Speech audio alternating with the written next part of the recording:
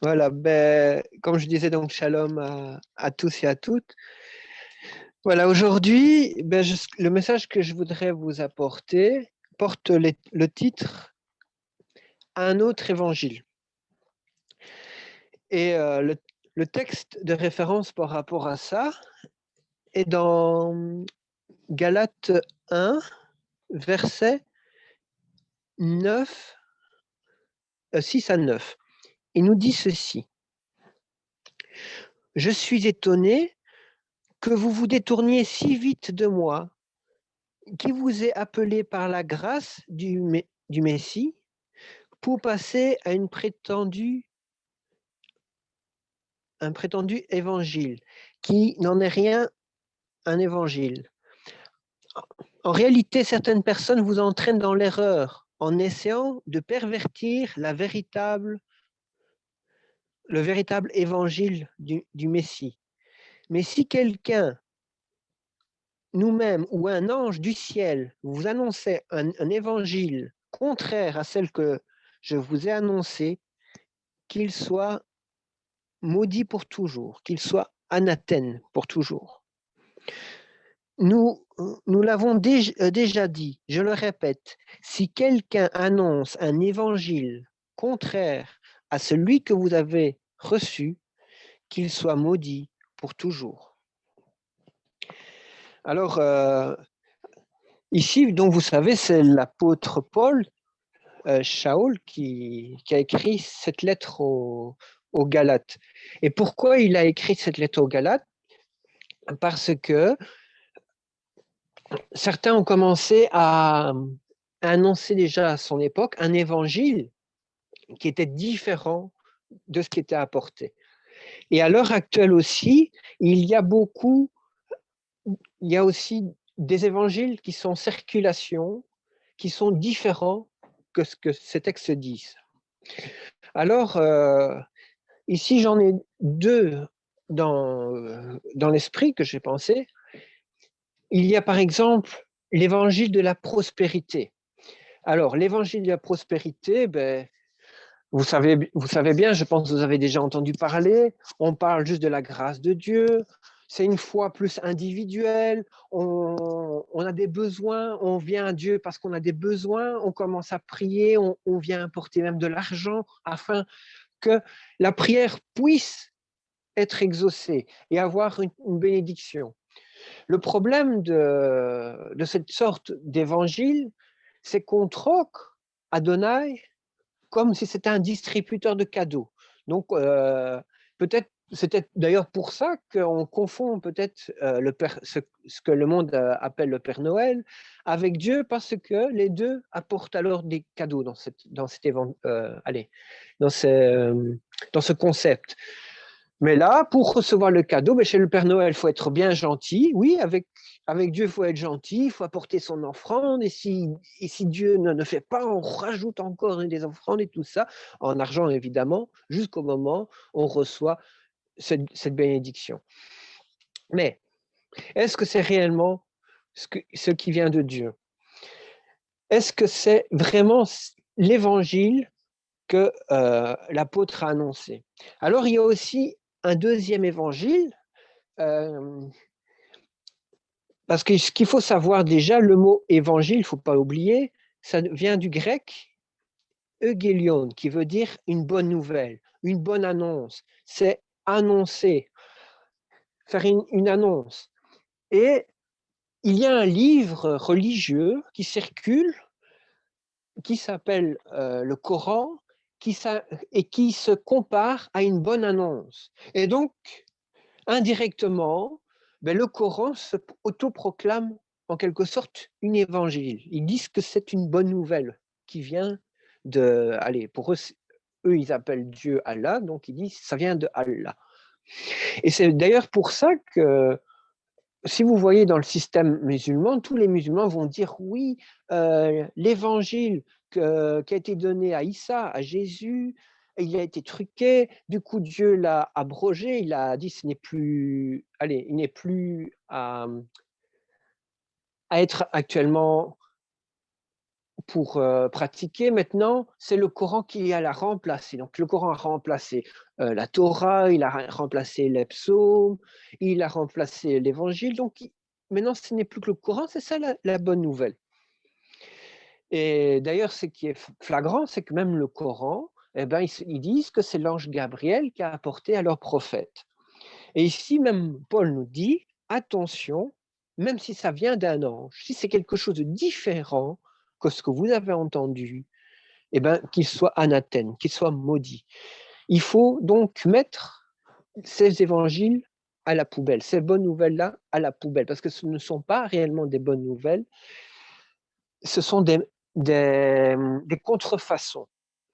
Et donc, pour reconnaître une contrefaçon, eh ben, il faut connaître qu'est-ce que c'est cette bonne nouvelle, cet évangile. Alors, pour savoir reconnaître, déjà, il faut savoir qu'est-ce que c'est que l'évangile. Si on prend plusieurs textes, par exemple, on va voir dans le livre de Marc, eh ben, on va lire en Marc 1.1, eh ben, il va commencer le texte en disant « Commencement de l'évangile de Yeshua, le Messie, le Fils de Dieu. »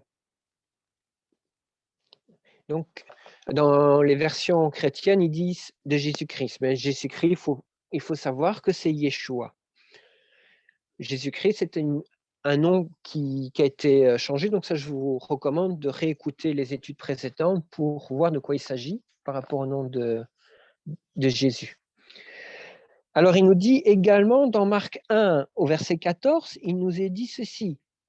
Après que Yohanan eut été arrêté, Yeshua alla dans la région de Galilée pour proclamer donc, la bonne nouvelle de Dieu, l'évangile de Dieu. Donc, on parle d'un côté de l'évangile de Yeshua, on parle de l'évangile de Dieu, d'Adonai. Dans Éphésiens 1.13, il nous est dit, donc on va vite aussi le prendre.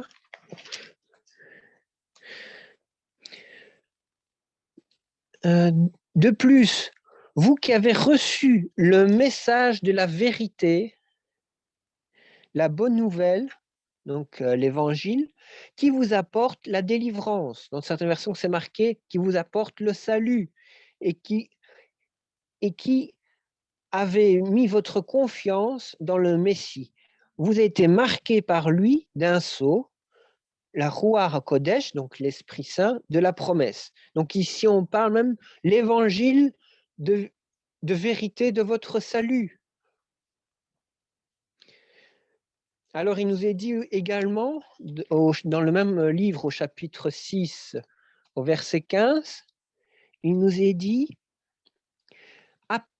Et apportez à vos pieds la bonne volonté que donne la bonne nouvelle du shalom, l'évangile de paix. » Donc, on nous dit que c'est un évangile de paix.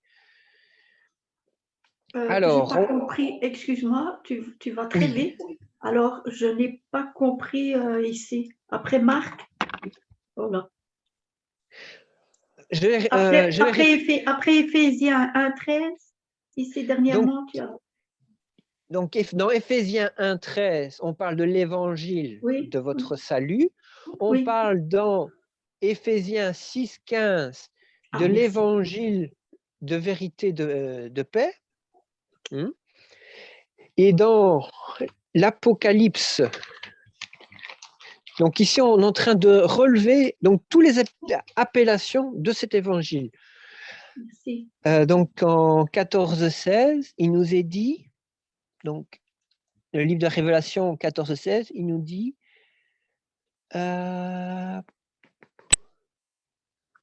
oui, 14.16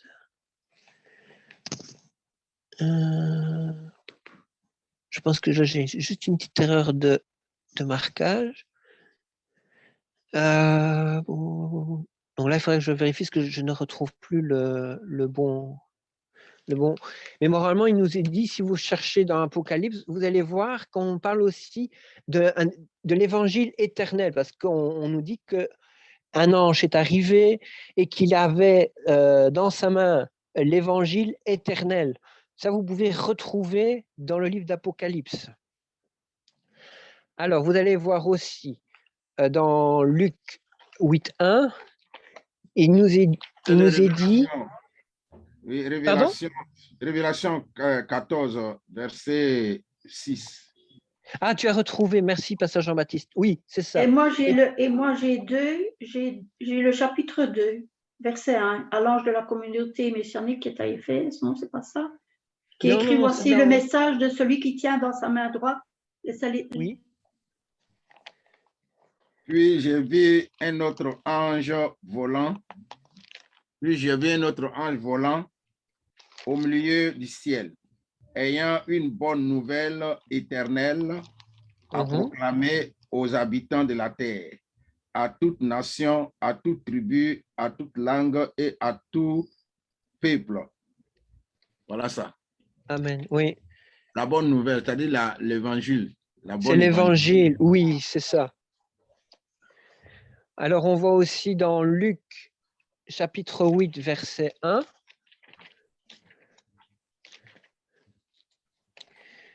Il nous est dit, ensuite, Yeshua alla de ville en ville et de village en village, proclamant la bonne nouvelle du royaume de Dieu. On le retrouve également dans le livre de Actes, donc dans le livre de Actes, chapitre 8, verset 12, il nous est dit, mais quand ils crurent, Philippe qui annonçait la bonne nouvelle, donc l'évangile concernant le royaume de Dieu et le nom de Yeshua, le Messie. Ils furent tous baptisés, donc immergés, hommes et femmes. Alors, et on voit également dans Actes 20, verset 14, il nous est dit, après qu'il nous eut rejoints à Azos, ils embarqua avec nous pour aller à Mytilène. Attendez que je... Pardon, verset 24, je me suis trompé. Il dit, voilà, oui. Mais je n'attache aucune importance à ma propre vie, pourvu que je puisse achever la course qui est devant moi, cette tâche que j'ai reçue du Seigneur Yeshua, qui consiste à proclamer en profondeur la bonne nouvelle de l'amour et de la bonté de Dieu. Amen.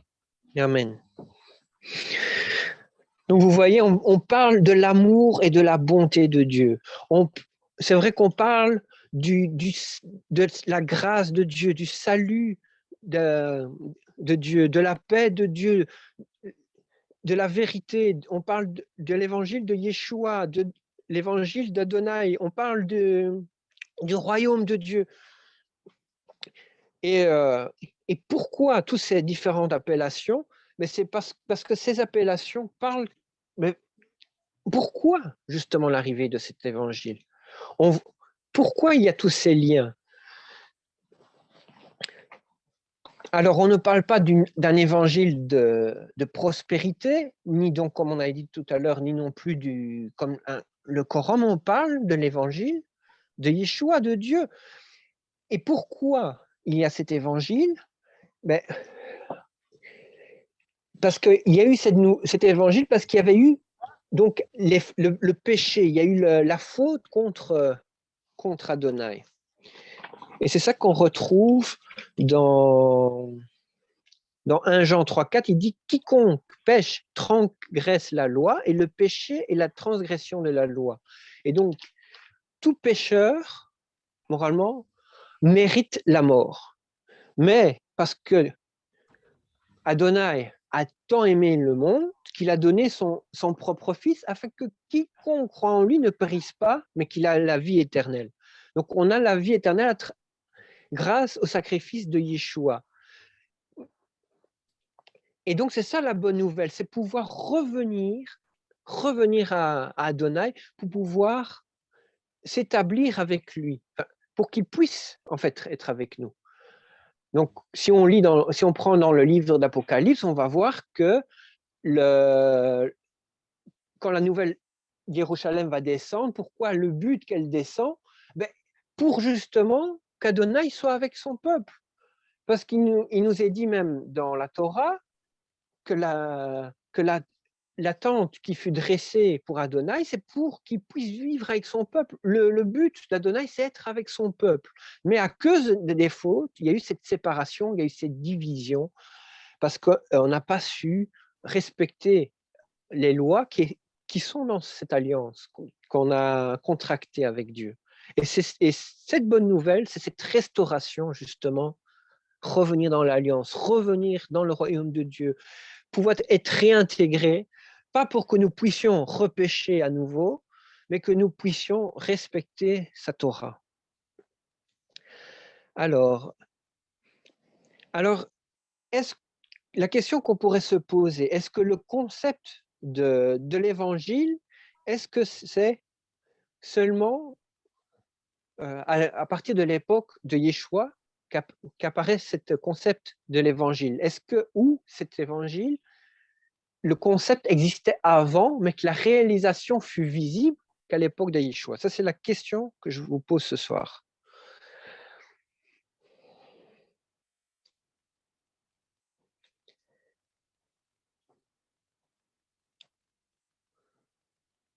Occupé à écrire ce que tu avais dit, tu vas tellement vite. Oui. Désolée, je n'ai pas compris la question. Donc la question, je répète la question. Est-ce que le concept de l'évangile, donc est-ce que l'évangile est-il arrivé seulement qu'à l'époque de Yeshua, en disant voilà, l'évangile est là maintenant et on va pouvoir le pratiquer, ou est-ce qu'on parlait déjà de l'évangile avant l'époque de Yeshua, mais c'est à partir du moment de l'époque de Yeshua qu'on a pu voir la concrétisation de ce qui était annoncé avant. Oui, avant, Adonai avait annoncé la venue de Yeshua. Oui. Mais même Moïse avait dit qu'un autre viendrait. Oui, c'est ça. Oui. Donc il était déjà annoncé bien avant. Mais c'était déjà une bonne nouvelle en fait. Donc comme Lionel dit que l'évangile, ce sont des bonnes nouvelles, que c'est une annonce. Donc c'était déjà, à ce moment-là, on peut dire, c'était l'évangile d'Adonai à ce moment-là. Et Yeshua est venu accomplir l'évangile qui avait été voilà. Il est venu. Amen, Marguerite. Il y a encore plus que ça, c'est-à-dire la mission que Israël a reçue, c'est la mission de donner la bonne nouvelle de la Torah, c'est-à-dire que tout le monde doit connaître à travers la mission prophétique qu'Israël a reçue qui est le vrai Dieu.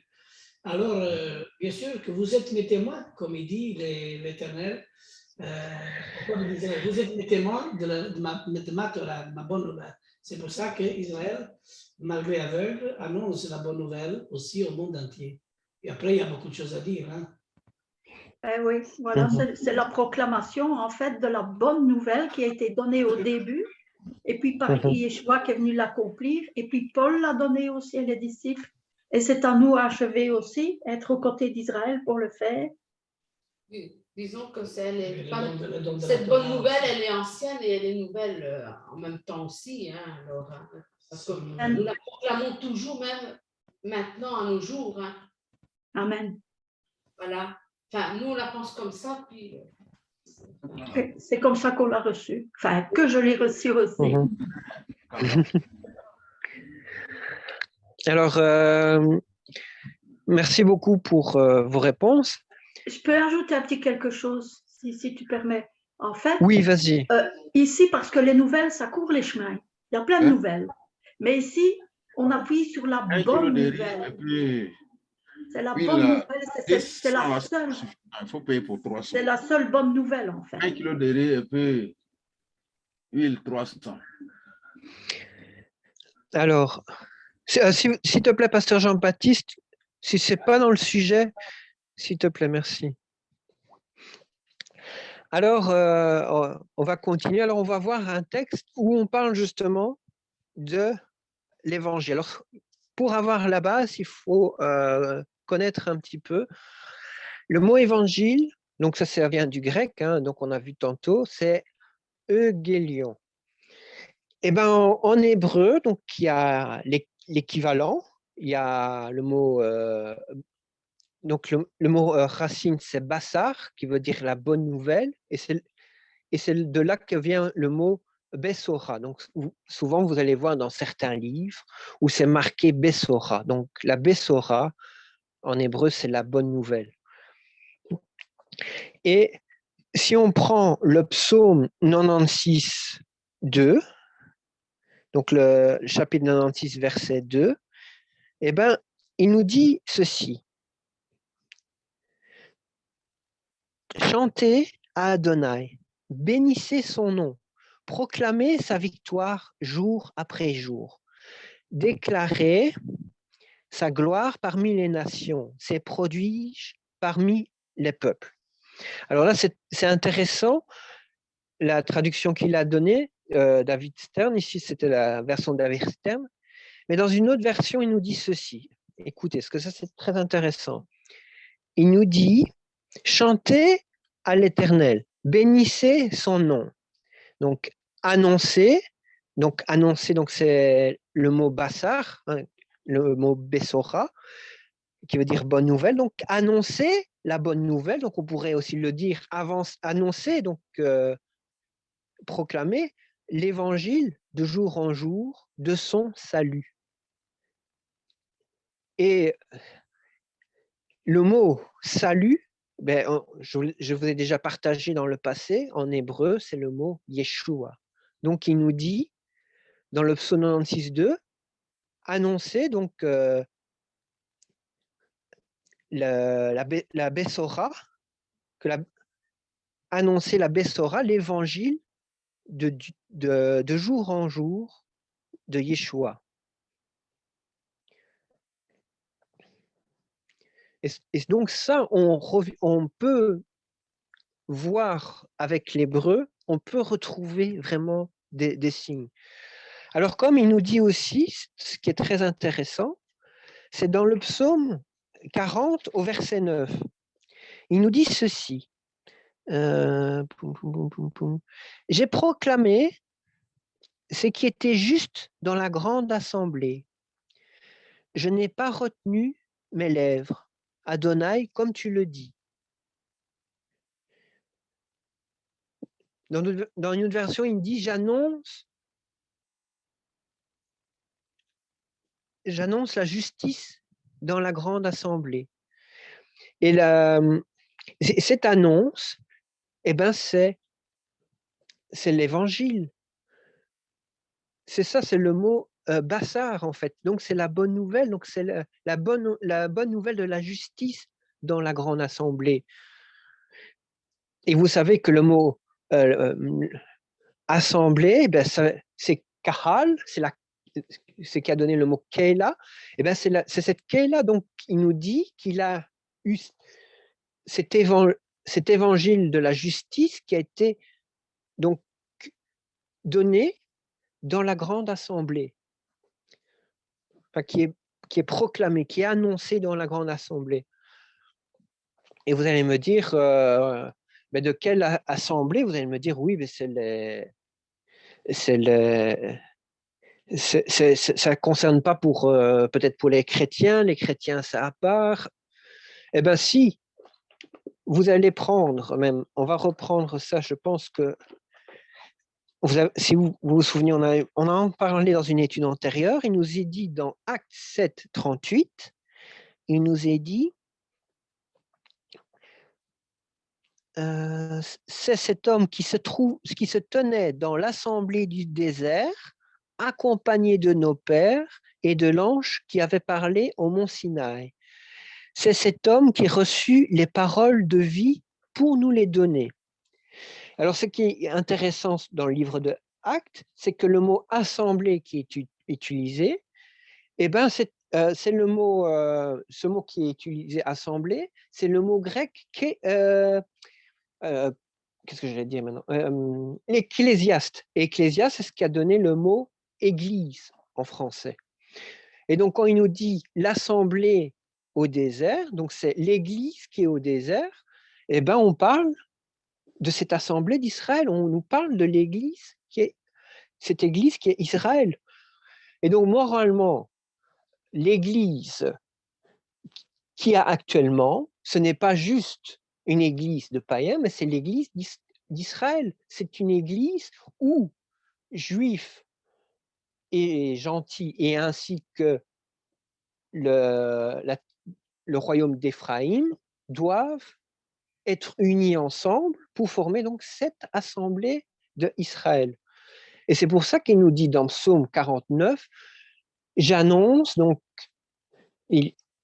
j'annonce la justice dans la grande assemblée. Donc, on annonce donc l'évangile, donc la Bessora, de la justice dans la grande Kéla, dans la grande église.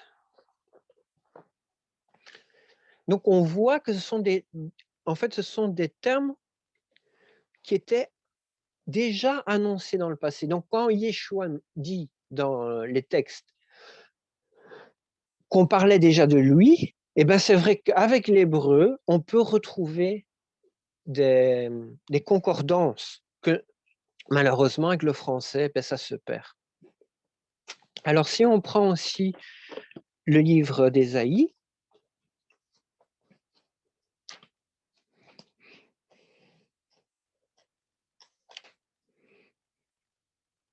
alors le chapitre 40, et on peut lire du verset 1 à 11, mais c'est surtout le verset 9 qui nous intéresse. Alors, il nous dit, « Consolez mon peuple et continuez de le consoler, dit votre Dieu. Vous direz à Yerushalayim de prendre courage. Vous lui proclamez qu'elle a achevé son temps de service, qu'elle a été acquittée de sa culpabilité, qu'elle a reçu de la main d'Adonai le double pour tous ses péchés. » Une voix crie, « Dégagez une route à travers le désert pour Adonai. Aplanissez une grande route dans l'Avaram pour notre Dieu. Dans chaque vallée soit comblée, chaque montagne et colline abaissée, les endroits caillouteux aplanis, et que les rochers escarpés se chargent en plaine. Alors la gloire d'Adonai sera révélée. Tous les êtres humains la verront ensemble, car la bouche d'Adonai a parlé. Une voix dit, proclamez. Et je répondis, que devrais-je proclamer? Toute l'humanité n'est que de l'herbe, toute sa bonté comme des fleurs sauvages. Herbe sèche, la fleur se fane. Lorsque le vent d'Adonai souffle dessus, certainement, les gens ne sont que de l'herbe. L'herbe sèche, la fleur se fane, mais la parole de notre Dieu demeure à jamais. Toi qui apportes de bonnes nouvelles à Sion, monte sur une montagne. Toi qui apportes de bonnes nouvelles à Yerushalayim, crie de toute voix, ne crains pas de crier d'une voix forte. Tu diras aux villes de Yehuda, voici votre Dieu. Voici Adonai Elohim vient avec puissance et son bras régnera pour lui. Voyez sa récompense est avec lui et sa rémunération va devant lui. Il est semblable à un berger qui paie son troupeau, qui rassemble ses agneaux avec son bras et les porte comme sa poitrine, en conduisant avec douceur les brebis qui allaitent. Alors, c'est un passage que j'aime beaucoup. Et vous voyez qu'au verset 9, il nous dit toi qui apportes de bonnes nouvelles à Sion, toi qui apportes de bonnes nouvelles à Yerushalayim, crie de toute ta voix. Mais quelle est cette bonne nouvelle? Eh bien, c'est cet évangile, c'est cette Bessora qui doit être proclamée avec puissance. Il dit, ne crains pas de crier d'une forte voix, donc nous ne devons pas avoir honte d'apporter le vrai évangile. Ça doit être proclamé partout, que ce soit chez les musulmans, que ce soit chez les catholiques, que ce soit chez nos frères israélites, que ce soit chez les gentils. Cet évangile doit être proclamé partout. Nous ne devons pas avoir honte de proclamer cet évangile. Nous devons le dire. Nous devons le dire de toutes nos forces, tout notre être. Nous devons vraiment le partager. Comme je vous dis, le vrai évangile, pas le faux. Surtout. Surtout. Certains, malheureusement, confondent et il faut que nous ne confondons pas. Et donc, vous voyez, il nous dit bien aussi, tu diras aux villes de Yehuda. Donc,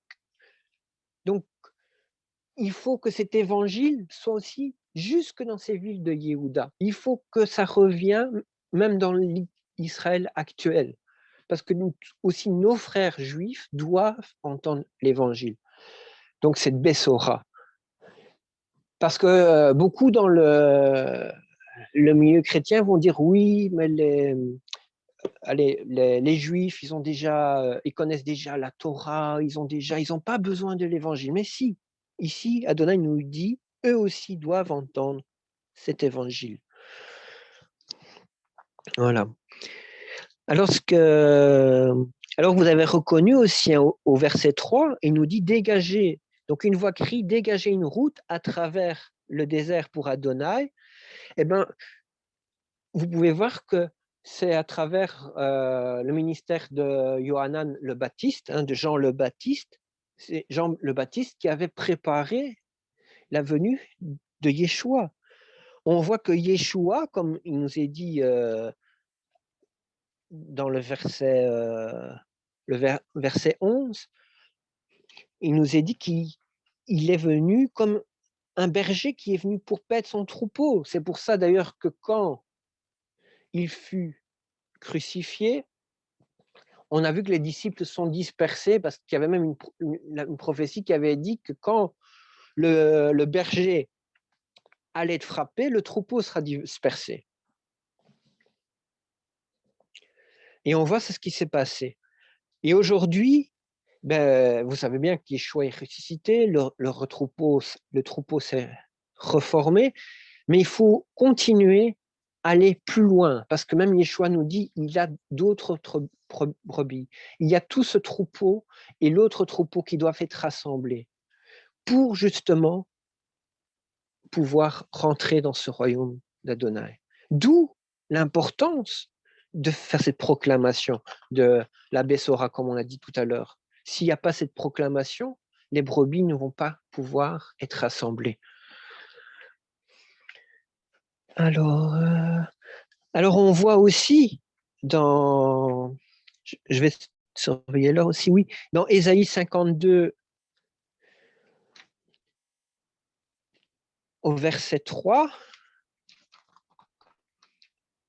on va vite le prendre.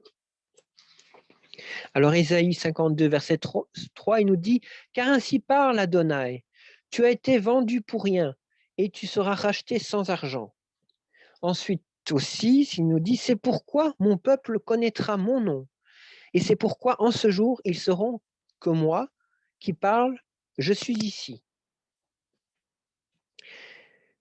Et on continue jusqu'au verset 11, il dit « Qu'ils sont beaux sur les montagnes, les pieds de celui qui apporte de bonnes nouvelles. » Donc celui qui apporte la Bessora, celui qui apporte l'évangile, qui proclame Shalom, qui proclame la paix et qui apporte de bonnes nouvelles sur les bonnes choses qui annoncent le salut. Et donc, vous savez, hein, je vous l'ai dit aussi tout à l'heure, qui annonce le salut, c'est quoi ce salut? C'est Yeshua. Vous allez voir, dans l'hébreu, c'est marqué qui annonce, donc Yeshua. Écoute tes sentinelles, élève la voix, ils crient de joie tous ensemble, car de leurs yeux, ils verront Adonai revenir à Sion. Éclatez de joie, chantez ensemble, vous, ruines de Yerushalayim, car Adonai a réconforté son peuple. Il a racheté Yerushalayim.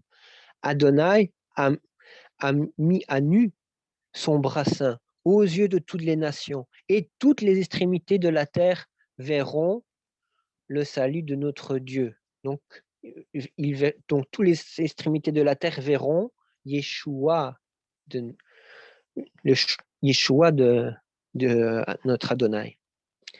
Partez, partez, sortez de là, ne touchez rien d'impur, sortez du milieu d'elle et soyez purs, vous qui portez l'équipement du temple d'Adonai. Donc, on nous dit, Yeshua, il faut proclamer donc cette restauration, ce rachat de Yerushalayim, le rachat de son peuple, la restauration de ses ruines, le réconfort de son peuple. Vraiment ce plan du salut qui permet que nous soyons de nouveau avec Adonai, mais il nous dit après qu'il faut que nous soyons purs. Nous ne devons pas être mélangés avec l'impureté. Donc, vous voyez qu'ici, même dans le passage, il nous dit qu'on doit rester pur. On ne peut pas se mélanger avec l'impur. Nous devons, donc si nous gardons les commandements, nous allons savoir comment faire pour rester pur. Et comment ne pas devenir impur. Et donc, il y a ce besoin de connaître les commandements justement pour rester dans cette impureté. Mais si on fait comme le monde nous dit, oui, maintenant nous sommes sur le temps de la grâce, donc les commandements, ce n'est plus pour nous, la loi, c'est plus pour nous, donc, mais alors comment voulez-vous vous purifier? Vous ne saurez pas. En plus, Yeshua nous avait dit, donc on va reprendre Matthieu 7, 22, on va vite le prendre, Matthieu chapitre 7, verset 22, il nous dit, en ce jour-là, beaucoup me diront, Seigneur, Seigneur, n'avons-nous pas prophétisé en ton nom? N'avons-nous pas chassé des démons en ton nom? N'avons-nous pas fait des miracles en ton nom? Alors, je leur dirai en face, je ne vous ai jamais connu, retirez-vous de moi, ouvriers d'iniquité. Et donc, on avait vu dans une étude antérieure que le mot iniquité, eh ben, ça veut dire que c'est les ouvriers, mais qui ne sont pas dans la Torah, les non-Torah. Il faut être dans la Torah. Si nous ne restons pas dans la Torah, eh ben, on fait un travail pour rien. Alors, certains vont nous dire, oui, mais Yeshua est venu pour les pécheurs. C'est vrai, il est venu pour les pécheurs, mais une fois que nous sommes sauvés, une fois que nous sommes rachetés, une fois que l'esprit d'Adonai a travaillé en nous, nous ne devons pas rester dans l'iniquité. Nous ne devons pas rester des hommes sans la Torah. Nous devons retourner dans la Torah d'Adonai.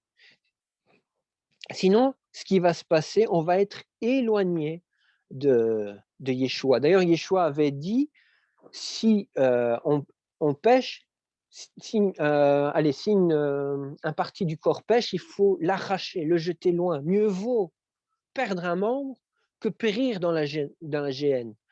C'est ça qu'il nous dit.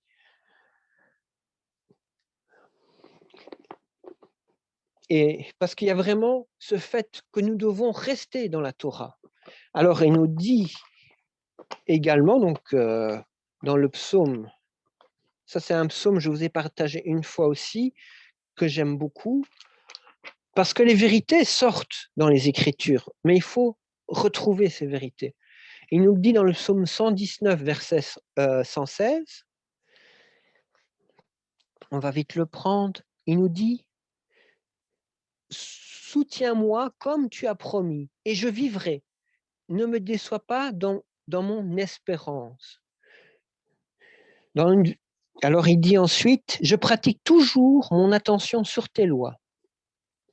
Tu rejettes tous ceux qui s'écartent de tes lois, car ils se trompent eux-mêmes avec de choses fausses. Alors, dans une autre version, il dit, allez, ils disent que, je reprends le passage, qu'ils espèrent en ton salut, ô Éternel, et je pratique tes commandements. Eh bien, cette espérance en ton salut, c'est l'espérance en Yeshua. Et c'est ça que nous dit la Bessora, l'Évangile. C'est cette espérance de Yeshua qui nous permet d'accéder donc à ce salut, à cette délivrance. Mais il nous dit bien ensuite, je pratique tes commandements. Et ces commandements, ce sont ces mitzvot, et ces mitzvot qu'on trouve dans la Torah d'Adonai. Il ne faut pas oublier la Torah d'Adonai. Le verset 155 du même chapitre aussi nous le rappelle. Il nous dit, le salut est loin des méchants, car ils ne cherchent pas tes lois, ils ne cherchent pas ta loi. Dans une version, c'est plus ou moins la même chose aussi. Le salut est loin des méchants, car ils ne cherchent pas tes statuts. Alors, le salut, donc c'est Yeshua, donc il nous dit, Yeshua est loin des méchants. Le mot méchant, c'est vraiment cet accent pour dire ceux qui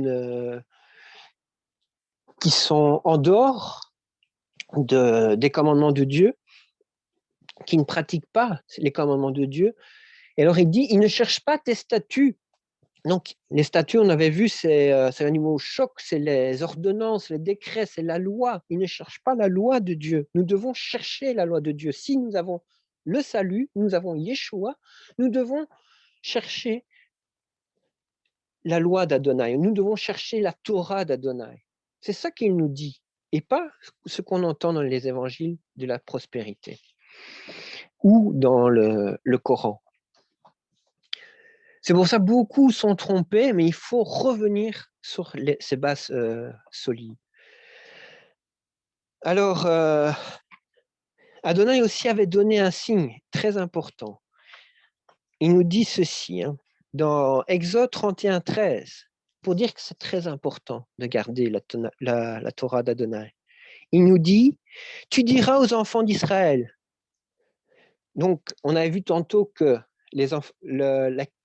l'Église qui est au désert, donc cette ecclésiaste, cette kahal qui est au désert, c'est la kahal d'Israël. Donc, quand vous êtes enfant d'Israël, vous devez être attaché à l'Église d'Israël. Pasteur nous a expliqué aussi, pour aller plus loin, qu'il y a cette Église donc, où les gens sont là, mais qui ne sont pas encore arrivés au processus final de l'étape que Adonai veut qu'on soit. Et nous devons arriver à ce processus final. Alors, il nous dit, donc, aux enfants d'Israël, tu diras aux enfants d'Israël, donc c'est pour aussi cette église d'Israël. Il nous dit, vous observerez mes Shabbatot, mes Shabbats, car c'est un signe entre moi et vous de génération en génération. Ainsi, vous saurez que je suis Adonai qui vous met à part pour moi. Donc, vous voyez, il nous dit que c'est un signe entre moi et vous. Et alors, on dit, comme ça, vous savez que nous sommes à notre Adonai. Et les gens aussi savent, en pratiquant, que nous sommes à Adonai. Alors, il nous dit également dans le livre d'Ézéchiel, on va vite le prendre, verset 20, chapitre 20, verset 12, et le verset 20, il nous est dit, je leur ai donné mes Shabbatot comme un signe entre eux et moi, afin qu'ils sachent que moi, Adonai, je suis celui qui les sanctifie. Donc, beaucoup nous parlent dans le christianisme de la sanctification, mais il faut savoir que c'est le Shabbat, c'est vraiment ce jour-là qu'Adonai sanctifie son peuple. Et c'est un des motifs on va dire pour la personne qui veut être sanctifiée, d'observer justement ces Shabbats. On ne dit pas d'observer ces Shabbats juste pour être sanctifié, déjà c'est très bien, mais pour avoir aussi cet amour avec Adonai. Nous devons aimer Adonai. Nous ne devons pas chercher à avoir juste des bénédictions, des cadeaux. Nous devons aimer Adonai. C'est le plus important. Alors il nous dit, au verset, on peut prendre à partir du 19, il dit « Je suis Adonai, votre Dieu. Vous vivrez selon mes lois, vous observerez mes ordonnances et vous y obéirez. Et vous honorez mes Shabbatot, mes sabbats. Hein, Shabbatot, c'est le pluriel de Shabbat.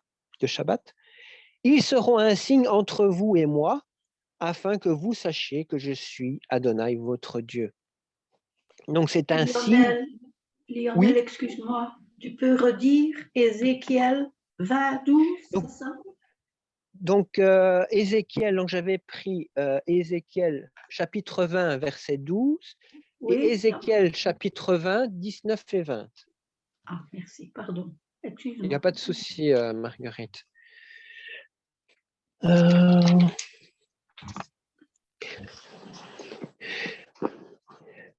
Donc, il y a cette importance afin qu'on sache et que nous-mêmes nous sachions, que le monde sache et que nous-mêmes nous sachions que nous sommes à Adonai en respectant ces Shabbats. Si nous ne respectons pas ces Shabbats, nous ne sommes pas d'Adonai. Nous devons avoir cette conscience-là.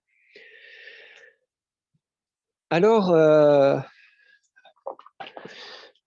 beaucoup vont nous dire oui, mais maintenant le peuple juif, ils ont les Shabbats, mais ils disent qu'il n'y a pas, comment dire, cette reconnaissance du nom de Yeshua. Donc on va reprendre le passage dans 1 Jean. J'aimerais le partager avec vous. Et puis on va aller tout doucement aller vers la fin. Donc 1 Jean 4. Oui. 1 Jean chapitre 4, à partir du verset 1 à 3. Il nous dit « Chers amis, ne faites pas confiance à tout esprit. Au contraire, éprouvez les esprits pour voir s'ils viennent de Dieu. Car beaucoup de faux prophètes sont dans le monde. Voici comment vous discernerez l'Esprit de Dieu. Tout esprit qui reconnaît que Yeshua, le Messie, est venu en tant qu'être humain est de Dieu. Et tout esprit qui ne reconnaît pas Yeshua n'est pas de Dieu. Et cet esprit-là, c'est celui de l'anti-Messie. Vous avez entendu dire qu'il vient, eh bien, il est ici maintenant et il est déjà dans le monde. » Alors, il nous dit qu'il faut reconnaître Yeshua. Et les musulmans nous disent, mais oui, nous on reconnaît Jésus, c'est pour ça que vous devez accepter le Coran. Non, non, c'est pas tout à fait juste, pas tout à fait juste.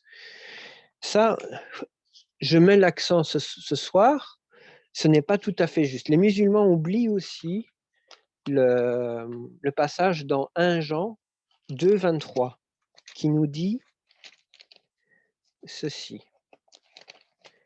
1 Jean 2, 23, il nous dit « Quiconque nie le Fils n'a pas non plus le Père, mais celui qui reconnaît le Fils a aussi le Père. » Et là, le problème que les musulmans ont, ils nous disent que mais Dieu n'a pas de Fils. Ok, pour vous, il n'a pas de Fils, mais alors, vous voyez que par rapport au ce test de l'esprit, on voit qu'il y a, comment dire, il y a, ça ne correspond pas. C'est pas cet esprit d'Adonai, parce qu'ils ne confessent pas justement ce passage-là. Pour eux, ils disent, mais Dieu n'a pas de fils. Ok, ça c'est ce qui est écrit dans le Coran. Alors, il y a aussi quelque chose de très important aussi. Parce qu'on recite cela, donc beaucoup disent dans le monde chrétien, même ceux qui font l'évangile, la prospérité, ils nous disent, voilà, nous, on accepte ce verset-là, on proclame ce verset-là et tout ça, mais ils sont passés aussi à côté de quelque chose de très important. Il nous est dit, au verset 29, il nous est dit, si vous savez qu'il est juste, Hein, donc, un juste, c'est en hébreu, c'est dikaios. Donc, c'est celui qui observe la loi divine. C'est ça le juste. Ça vient même des tzadikim. Donc, vous savez qu'il est juste. Donc, on parle de Yeshua. Hein? Je recontinue le passage. Vous savez qu'il est juste. Vous savez également qu'il est le Père de tous ceux qui pratiquent la droiture. Dans d'autres versions, c'est marqué quiconque pratique la justice est né de lui. Le mot justice, ben, ça vient en grec, c'est le mot dikaios, oui. Excusez-moi, mon grec n'est pas bon du tout. Et c'est le mot qui vient justement de dikaios, qui veut dire qui est juste. Donc, la justice, si on comprend avec le grec, c'est celui qui pratique la justice, c'est le juste. Et donc, on avait vu que le juste, donc par rapport en langage biblique, le juste, c'est celui qui pratique la loi d'Adonai, la justice divine. Et donc, pour être né de lui, il faut pratiquer la justice. Donc, il faut pratiquer et observer la loi d'Adonai. Donc, il faut savoir revenir à cette loi d'Adonai. Et je veux remettre encore l'accent dessus. Quiconque pêche transgresse la loi, et le péché est la transgression de la loi. Donc, il y a vraiment cette assurance qu'il ne faut pas pécher. Oui, Dieu a donné son propre Fils. Oui, Dieu a donné sa Torah. Le pasteur nous avait fait comprendre aussi que Yeshua est cette Torah vivante. Il nous a donné cette Torah afin que nous puissions être unis avec Adonai. Et pour terminer, je voudrais remettre encore l'accent sur le passage dans Hébreux 10, au verset 26 à 31. Il nous dit ceci. Car si nous péchons volontairement après avoir reçu la connaissance de la vérité, et donc quelle vérité? De Yeshua, nous avons reçu cet évangile, nous avons reçu cette révélation du royaume, et on avait accepté, on s'est dit oui, on s'engage, on va y arriver, puis finalement, volontairement, on retourne dans les péchés. Il nous dit, il n'y a plus de sacrifice pour les péchés. Pourquoi il n'y en a plus? Parce que le prix avait été payé, et nous, on continue, et on sait et dans le cas de la lettre, il nous est dit qu'on le sait, et on le fait volontairement, ce péché. Il nous dit, il n'y en a plus de sacrifice. Il nous dit, mais seulement la perspective terrifiante du jugement, d'un feu ardent qui consumera les ennemis. Alors, ici, David Stern a donné une très bonne une traduction qui va permettre de rendre plus compréhensible. Il nous dit ensuite, quiconque désobéit à la Torah de Moshe est mis à mort, sans miséricorde, sur la déposition de 2 ou 3 témoins, d'un châtiment. Combien plus sévère sera jugé celui qui aura foulé aux pieds le Fils de Dieu, qui aura considéré comme une chose ordinaire le sang de l'alliance, par laquelle a été rendu saint, et qui aura insulté l'Esprit qui fait le don de la grâce de Dieu. Alors, ce qu'il faut savoir, cette grâce de Dieu, une grâce, ce qu'on appelle la grâce, elle est attachée justement à une loi. Sans loi, il n'y a pas de grâce. Et vous allez me dire, oui, de l'inverse, ça existe. Il n'y a pas toujours une grâce s'il y a une loi, ça c'est vrai. Parce que une grâce, c'est le fait d'être gracié. Donc, cette grâce qu'on qu'on a, c'est que Dieu s'est dit, je vais gracier le pécheur, le fauteur. Je vais le pardonner. Et comment il pardonne? Mais c'est avec le sacrifice de Yeshua. C'est pour ça qu'on parle de ce sang qui a coulé, ce sang de l'alliance. Et on voit qu'on est gracié, on est pardonné, ce sang a coulé afin que nous puissions être justifiés. Et qu'est-ce qui se passe après? On pêche volontairement. Eh bien, c'est ça que la lettre nous dit. Là, c'est se moquer du sacrifice, c'est se moquer de l'alliance, c'est se moquer de ce sang. Et ça, il n'y a plus d'autre sacrifice. Et ça, tout ce qui nous reste, c'est attendre du jugement. Et donc, mes frères, surtout, tous ceux qui ne savent pas encore aujourd'hui, si vous voulez devenir un juste, un tzadikim, eh ben, il faut pratiquer cette justice, il faut pratiquer les commandements d'Adonai. Et donc, cet évangile de restauration avec Dieu, donc c'est Bessora, eh ben, elle est liée avec la pratique de la Torah. Il faut, c'est vrai, être gracié, parce que si vous n'êtes pas gracié, je vais prendre un exemple. Vous êtes par exemple aux États-Unis, vous avez fait quelque chose d'horrible, vous passez au jugement, et voilà, on vous dit, voilà, vous êtes condamné à mort. Vous vous retrouvez dans la prison en attente de votre peine de mort, et vous vous dites, voilà, je voudrais, comment dire, je voudrais qu'on me pardonne, je voudrais m'en sortir, je vais faire tout ce qui est bon. Donc, tu vas commencer à faire toutes les choses gentilles, toutes les lois et tout ça, mais malheureusement, ce n'est pas parce que tu changes que tu vas sortir de la prison. Non.